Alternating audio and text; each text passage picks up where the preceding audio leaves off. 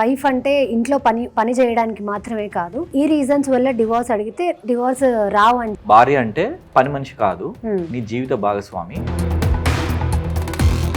ఈ కారణంతో నాకు డైవర్స్ కావాలి అంటే నేను ఇవ్వను అని. నీకే పని రాదు, నువ్వు పని చేయాలి, అది ఇది డిస్టర్బెన్సెస్ క్రియేట్ చేస్తూ ఉంటారు. నన్ను టార్చర్ పెడుతున్నారు అని ఆమె వేసుకోవడానికి రైట్ ఉంటుంది, కానీ 498 కేసు వేయచ్చు వాళ్ళకి. రీసెంట్గా నాకు 2 కేసులు వచ్చినాయి. ఇంట్లో పని చేయడం అనేది బాధ్యత అనేది చెప్తుంటుంది.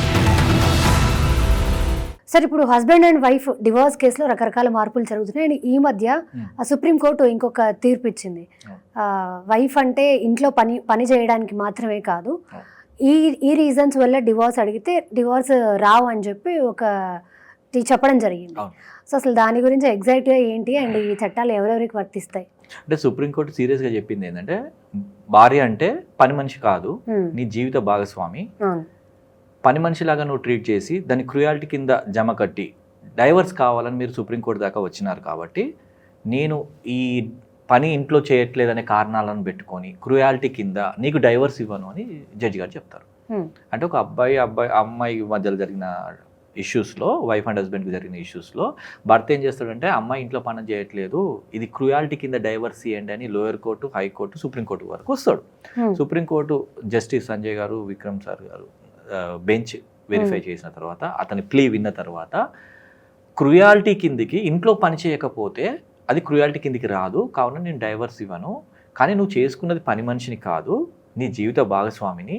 ఇప్పుడు పరిస్థితులు మారినాయి, భార్యాభర్తలు ఇద్దరు ఇంట్లో పనులు చేయాలి. ఒకవేళ చేయలేని పక్షంలో మేడ్ని పెట్టుకోవచ్చు మీరు, అది పెట్టుకోకుంటే మీరు ఇద్దరు కలిసి చేసుకోవాలి తప్ప ఈ కారణంతో నాకు డైవర్స్ కావాలి అంటే నేను ఇవ్వను అని జడ్జి గారు చెప్తారు. అయితే ఇలా బ్రీఫ్ ఏంటంటే, ఇద్దరు కలిసి చేసుకునే పరిస్థితులు వచ్చినాయి అనేది సుప్రీంకోర్టు యొక్క వర్డిక్ట్, అంటే జస్ట్ అంటే సారాంశం అన్నట్టు. సో కొన్ని సందర్భాలలో కాలేదనుకోండి, పని మనిషిని కూడా పెట్టుకోవాలి తప్ప భార్యను ఒక పని మనిషిలాగా ట్రీట్ చేయకండి అనేది మెయిన్గా చెప్పింది. కాకపోతే సొసైటీలో చాలా మందికి ఏంటంటే, మనం పాత సినిమాలలో కూడా చూసినాం, కొత్త కోడలు వచ్చిందంటే నీకేంటి పని మనిషి వచ్చింది అని మాట్లాడుకునే సందర్భాలు చాలా ఉన్నాయి. యాక్చువల్గా చాలా సందర్భాల్లో ట్రీట్ కూడా అలానే చేసినారు. సో అవన్నిటిని దృష్టిలో పెట్టుకొని సుప్రీంకోర్టు ఏం చేసిందంటే, she is for life partner, not a maid అని క్లియర్గా చెప్పింది. అండ్ ఇప్పుడు ఇది వైఫ్ అండ్ హస్బెండ్ కి జరిగే డిస్కషన్. ఇప్పుడు ఫర్ సపోజ్ జాయింట్ ఫ్యామిలీ ఉందనుకోండి, ఇప్పుడు అత్త మామూలు ఉంటారు, లేకపోతే రిలేటివ్స్ ఉంటారు, నీకే పని రాదు, నువ్వు పని చేయాలి, అది ఇది, నువ్వు అప్పుడు లేవాలి, ఈ పని చేయాలి అనే డిస్టర్బెన్సెస్ క్రియేట్ చేస్తూ ఉంటారు. సో అట్లా అయితే డివోర్స్ అప్లై చేయొచ్చా, వైఫ్ అప్లై చేయొచ్చా? అంటే వైఫ్ కి ఉన్న అలిగేషన్స్ అనేది ఇంపార్టెంట్. ఇప్పుడు నన్ను టార్చర్ పెడుతున్నారు అని ఆమె వేసుకోవడానికి రైట్ ఉంటుంది, కానీ హస్బెండ్ మాత్రం ఇంట్లో పనులు చేయట్లేదని చెప్పడానికి లేదు. ఇప్పుడు ఒక హస్బెండ్గా వైఫ్ పని చేయాలని ఏముంది? నీకు ఫైనాన్షియల్ కేపబుల్ ఉంటే మేడన్ పెట్టుకోండి, ఒక పని మనిషిని పెట్టుకోవచ్చు, అమ్మాయికితోనే చేయించాలని ఏమున్నది? సో అట్లా హింసించద్దు అనేది చెప్తుంది ఇక్కడ.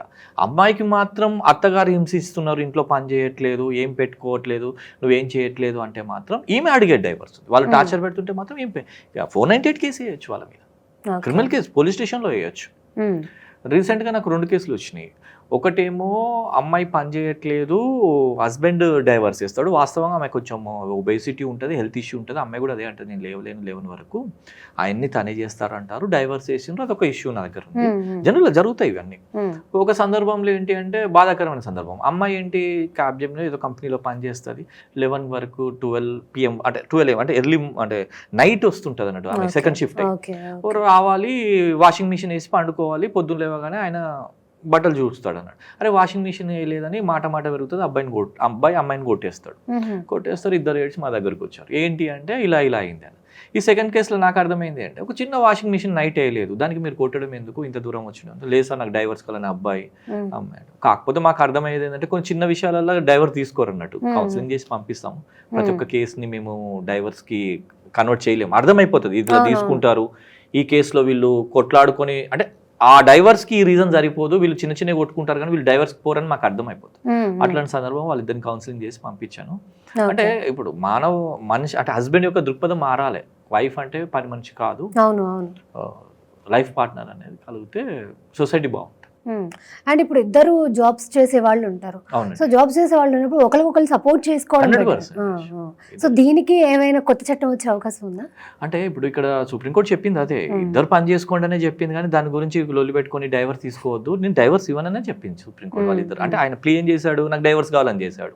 సో ఇక్కడ సమస్య వచ్చి చివరికి ఏమవుతుంది, నువ్వు ఇంట్లో పని చేస్తలేవు డైవర్స్ కాడికి పోతారు, కోర్టులు డైవర్స్ ఇవ్వవు. సో ఇంట్లో పని చేయడం అనేది బాధ్యత అనేది చెప్తుంటుంది కోర్టు ఎప్పుడు. Okay, thank you sir. Thank you. Telugu one